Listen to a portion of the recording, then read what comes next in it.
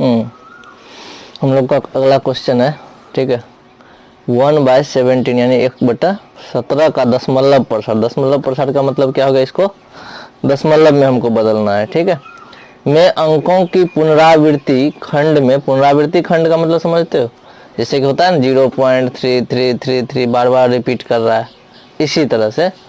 तो अधिकतम संख्या क्या होगी, ऐसा कितना अधिक, जैसे इसमें अधिकतम संख्या कितना, एक ही संख्या है जो बार बार रिपीट कर रहा है ना। किसी किसी में कैसा होता है 1.753 फिर 753, इसमें कितना अधिकतम संख्या जो रिपीट कर रहा है, 3 संख्या है। वही पूछ रहा है कि 1/17 में जब 17 से 1 में भाग देंगे, डिवाइड करेंगे, तो क्या होगा कि कितने अंकों का अधिकतम क्या हो सकता है, पुनरावृत्ति हो सकता है, ठीक है। तो इसके लिए कहता है अपने उत्तर का जांच करने के लिए सबसे पहले विभाजन की क्रिया कीजिए। तो हम लोग क्या कर रहे हैं, पहले भाग दे रहे हैं। भाग देने के लिए जब 17 से भाग देते हैं तो 1 है, 1 में 17 से भाग देना है, तो क्या किए, दशमलव लिए, दशमलव लिए तो क्या हो गया, 0 आया। फिर नहीं लग रहा है, फिर 1 0 और दिए, टोटल कितना आ गया 100। अब आराम से लग गया। इसको जब भाग लगाते हैं तो कुल मिला करके हम लोग देखते हैं इस तरह से, लास्ट में मेरा क्या आता है, 1 आ जाता है भाग देते देते कि। और फिर स्टार्टिंग कहाँ से किए थे, 1 से ही किए थे, तो कहीं ना कहीं अब फिर वही चीज़ रिपीट करेगा। उस हिसाब से हम लोग काउंट कर लिए कितना संख्या, 1 2 3 4 5 6 7 8 9 10 11 12 13 14 15 16 यानी 16 संख्या क्या कर रहा है, रिपीट कर रहा है।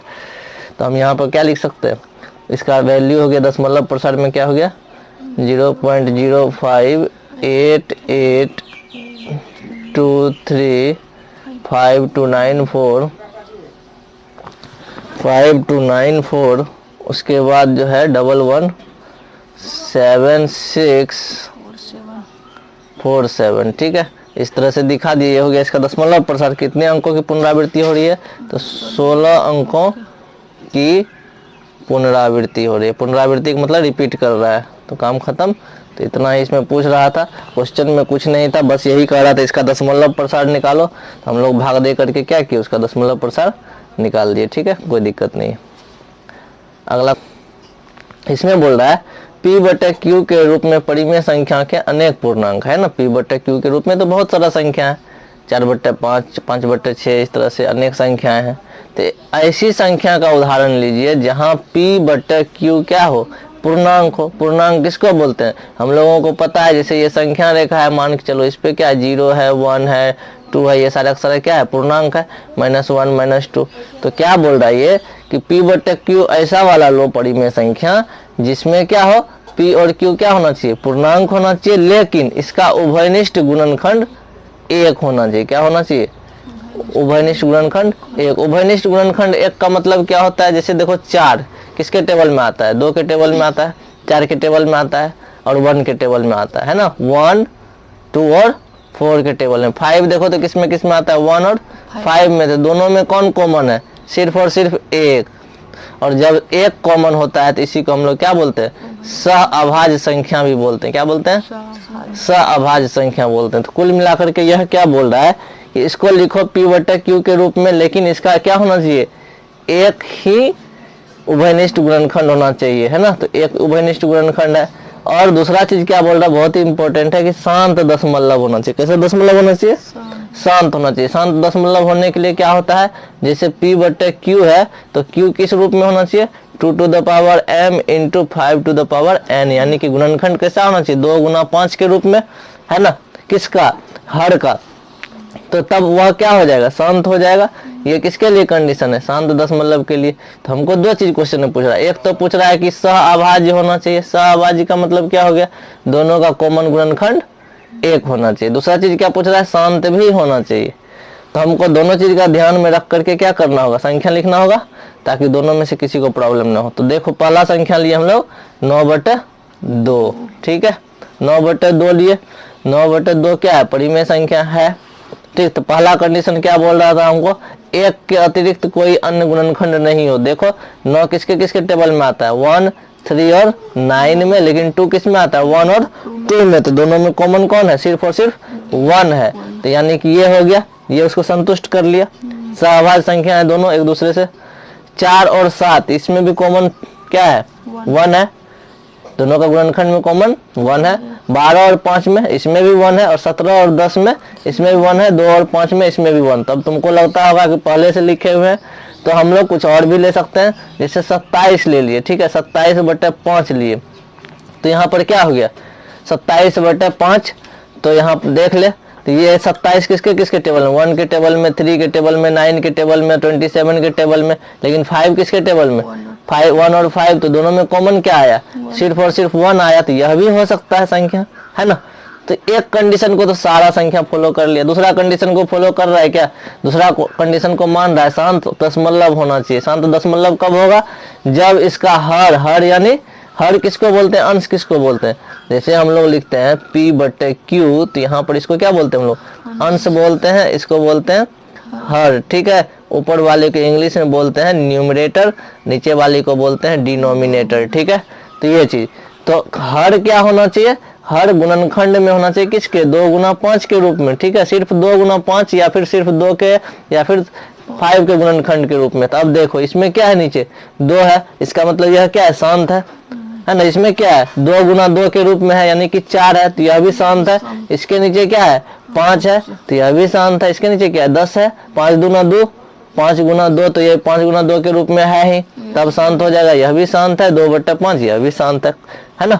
अब कहोगे कुछ और बड़ा संख्या लेकर के बताइए, तो यदि हम 27 लेते हैं मान के चलो, और नीचे 50 लेते हैं, 27/50 दोनों किसी में कॉमन आता है। सबसे पहले देखो 1, 3, 9 और 27 में आता है। 50 किस में आता है, 1 में, 2 में, 5 में और 10 में और 50 में, और एक 25 में। देखो तो कॉमन क्या आ रहा है दोनों में, 1 आ रहा है, ठीक है। एक तो ये हो गया। दूसरा तरीका देखते हैं कि इसको कैसे लिख सकते, 3 गुना 3 तिया 9 तिया 27। देखो 3 गुना 3 के रूप में है। नीचे वाला किस रूप में है, 5 गुना 5 गुना 2। देखो तो 2 गुना 5 के रूप में है ना। जरूरी नहीं है कि एक ही 5 होगा, यहाँ पर m और n लगा देते हैं, संख्या कुछ भी हो सकता है। तो ये क्या हो गया, यह भी एक उदाहरण हो जाएगा इस क्वेश्चन के लिए। समझ में आ गया। ऐसे हम लोग एक ट्रायल कर लिए दशमलव में निकाल करके, तो देखो पूरा का पूरा कट गया, है ना। और यहाँ भी देख रहे हैं वही चीज है, यहाँ भी देख रहे हैं, ये चीज हम लोग निकाल के एक बार चेक कर लिए, ठीक है, कोई दिक्कत नहीं। तो समझने के लिए सवाल बनाना कैसे था, तो हमको लिखना था यही 5, 6 परिमेय संख्या, ऐसा परिमेय संख्या जिसका उभयनिष्ठ गुणनखंड क्या होना चाहिए, केवल और केवल 1 होना चाहिए, और उस चीज को ध्यान में रखते हुए हम लोगों ने संख्या को लिखा। अगला क्वेश्चन देखते हैं हम लोग, ठीक है। क्वेश्चन पूछ रहा है कि ऐसी 3 संख्याएं लिखिए जिनके दशमलव प्रसार अनवसानी अनावर्ती होता है, ठीक है। तो सबसे पहले देखो हम लोग क्या करते हैं, 2 तरह की संख्या होती है ना। एक होता है शांत, है ना, दूसरा क्या होता है, अशांत होता है, ठीक है। समझना ध्यान से। शांत में क्या हो गया, जैसे कि 2.5 खत्म हो गया ना, तो ये क्या है, शांत है। लेकिन अशांत में 2 प्रकार के होते हैं, एक होता है आवर्ती, एक होता है अनावर्ती, ठीक है। अनावर्ती, आवर्ती क्या होता है, जैसे 0.3333 डॉट डॉट डॉट, जिसको हम लोग क्या लिखते हैं, 0.3 पर रेफरिंग देते हैं या ऊपर बार देते हैं। लेकिन अनावर्ती में क्या हो जाता है, 0.030030003। देखो इंक्रीजिंग कर रहा है, कहीं मैच ही नहीं कर रहा है। मैच कर रहा है क्या, पहले 1 0 के बाद 3 था, फिर 2 0 के बाद 3 है, फिर 3 0 के बाद 3 है, फिर इसी तरह से 4 0 के बाद 3 होगा। समझ में आया। तो ये क्या हो गया, अनावर्ती हो गया। तो अब ये कहता है अनवसानी अनावर्ती हो, तो सिंपल सा बात है, ये अनावर्ती जो होता है, अनवसानी अनावर्ती, ये सिर्फ और सिर्फ अपरिमेय संख्या में होता है। किस में होता है, अपरिमेय में। और ये आवर्ती किस में होता है, ये परिमेय में होता है ना।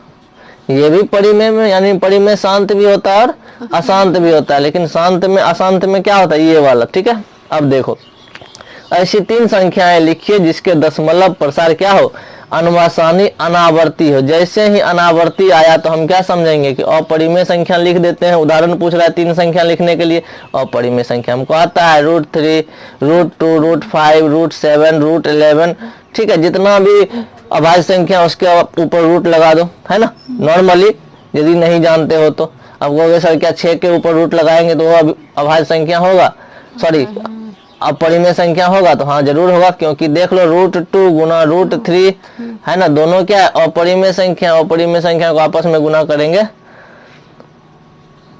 तो क्या होगा? नहीं ठीक है, ये भी क्या हो जाएगा अपरिमेय हो जाएगा, √6 होगा ना। लेकिन हाँ अब जरूरी नहीं है कि दो अपरिमेय को गुना करें तो अपरिमेय ही होगा। अब कहोगे कैसे? तो हम लोग क्या करते हैं, देखो √2 गुना √2 करते हैं तो क्या हो जाता है 2 हो जाता है ना। 2 एक परिमेय संख्या है कि नहीं? तो ये चीज है, तो इस चीज को भी ध्यान में रखेंगे हम लोग। तो हम लोगों ने क्या देखा, तीन संख्या अनुवासानी अनावर्ती जैसे ही पूछा तो हम लोग क्या कर दिए, डायरेक्ट अपरिमेय संख्या को लिख दिए। ठीक है, अपरिमेय संख्या क्या होता है? अनावर्ती होता है। तो ये चीज देख लिए। परिमेय संख्या 5/7 और 9/11 के बीच तीन अलग अलग अपरिमेय संख्या लिखिए। ठीक है, तो समझ जाइए तो परिमेय संख्या है। परिमेय संख्या तो इसका दशमलव निकाल सकते हैं, भले ये क्या हो सकता है आवर्ती होगा या फिर अनावर्ती तो नहीं हो सकता है, क्योंकि ये क्या है परिमेय संख्या है। तो क्या होगा? आवर्ती होगा। ठीक है, अशांत होगा। हम लोगों ने क्या क्या बोलता है, इसके बीच में तीन परिमेय संख्या निकालो। परिमेय तो पूछ नहीं रहा है, क्या पूछ रहा है? अपरिमेय संख्या। तो अपरिमेय संख्या कैसे निकालेंगे? इसके लिए सबसे बढ़िया उपाय है, हम लोग इसको क्या किए, दशमलव में बदल दिए। ठीक है, अब क्या किए हम लोगों ने, देखो 5/7 को हम लोग दशमलव में बदल दिए, खत्म हो गया, पूरा पूरा कट गया, है ना। अब देखो अब यहाँ पर क्या किया, 9/11 को भी क्या किया हम लोग दशमलव में बदल दिए। 818181 करके आ रहा है, तो हमें कोई प्रॉब्लम नहीं है। इसके बीच में अपरिमेय संख्या, तो हम लोग जानते हैं अपरिमेय संख्या में क्या होता है, अनावर्ती होता है, कभी मिलता ही नहीं है। समझ में आ रहा है? जैसे इसमें देखो रिपीट कर रहा है ना, 81818181 है कि नहीं, ये क्या है परिमेय संख्या है। इसमें भी खत्म हो गया तो ये भी क्या है परिमेय संख्या। लेकिन अब इसके बीच तीन अपरिमेय संख्या लिखना है, तो अकल का दिमाग, अकल का यूज करना। देखो 0.71 है ना, यहाँ पर क्या 0.81 है, तो इसके बीच में क्या लिख सकते, 72 73 74 75 है ना। क्या किए देखो 0.72, उसके बाद उधर देखना छोड़ दिए, क्या देखना है, क्योंकि 72 तो इसके बाद ही आएगा। 72 फिर 01 फिर 10 फिर 00 फिर 000 डाल करके फिर 40 डाले फिर 1 फिर 50, इस तरह से ये चलते रहेगा, है ना, कंटिन्यू। यह क्या हो जाएगा अपरिमेय संख्या हो जाएगा, क्योंकि इसमें क्या है कोई संख्या मिल ही नहीं रहा है। उसी तरह से क्या किए 75 ले लिए, एक चूंकि 3 ही पूछ रहा था, 75 देखो 0.75 इसके बीच में आता है ना, यहाँ 81 है, तो यहाँ पर क्या किए 02 002 0002 चार बार 4 टाइम्स 0 लिए फिर 2, इस तरह से ये भी चलते रहेगा और यह क्या हो जाएगा मेरा अपरिमेय संख्या हो जाएगा। क्यों हो जाएगा? क्योंकि यह क्या अनुवसानी अनावर्ती है। अनावर्ती यानी इसकी आवृत्ति नहीं हो रही है, इसमें रिपीट ही नहीं कर रहा है। अब तीसरा नंबर में क्या किया, इसमें भी अकल लगाया। क्या लगाया, यहाँ पर देख लो 8 था 0 80 ले लिए, 81 है ना, यहाँ पर 81 पढ़ते हैं, 80 नहीं पढ़ते हैं। 80 81 यहाँ नहीं पढ़ा जाता है, दशमलव के इस साइड एक एक डिजिट को पढ़ते हैं। ठीक है, तो यहाँ पर क्या हो गया 8001 0001 फिर 401 501, इस तरह से इसको बढ़ाते गए तो हमारे पास तीन अपरिमेय संख्या निकल गया। हम लोग आसानी से निकाल सकते हैं। ठीक है, कोई हड़बड़ाने की बात नहीं है। 5 भी पूछता तो 5 भी निकाल देते, 25 पूछता तो 25 भी निकाल देते। तब क्या करते 7 2 3 ले लेते, कुछ और बदलते रहते इस तरह से। अब देखो आगे कहता है बताइए कि निम्नलिखित संख्याओं में कौन कौन सी संख्याएं परिमेय और कौन कौन सी संख्या अपरिमेय है। तो √23 हम क्या बोले थे, जितना अभाज्य संख्या होगा उसका रूट क्या होगा अपरिमेय संख्या होगा, ये तो कंफर्म है। तो √23 क्या है मेरा अपरिमेय संख्या है। ये वाला देखो क्या है 1.1 0 1 0 1 0 401, ये क्या है देखो रिपीट नहीं कर रहा है, तो ये भी अपरिमेय संख्या हुआ कि नहीं, हो गया अपरिमेय संख्या। और देख ले यहाँ पर देखो 7.47 877 फिर 8 8 फिर उतना होते जाएगा, तो ये भी क्या हो गया, ये भी अपरिमेय संख्या हो गया। अब इस ये क्या है, तो ये देखो खत्म हो गया, तो इसका मतलब ये क्या है परिमेय संख्या है ना, क्योंकि दशमलव हटाएंगे तो नीचे 1 पे कितना 0 आ जाएगा, 4 0 आ जाएगा। अब ये देखो ये क्या है, यह भी परिमेय संख्या हो सकता है। पहले इसको तोड़ लेते हैं, तो ये क्या होता है 15 गुना 15 करते हैं तो क्या होता है, इसका वैल्यू 15 आ जाता है ना। तो ये क्या है परिमेय संख्या हो गया, चूंकि इसको बटे में 1 लिख सकते हैं, काम खत्म हो गया ना। तो ये चीज समझने के लिए था, और इसको ध्यान से देखो फिर आगे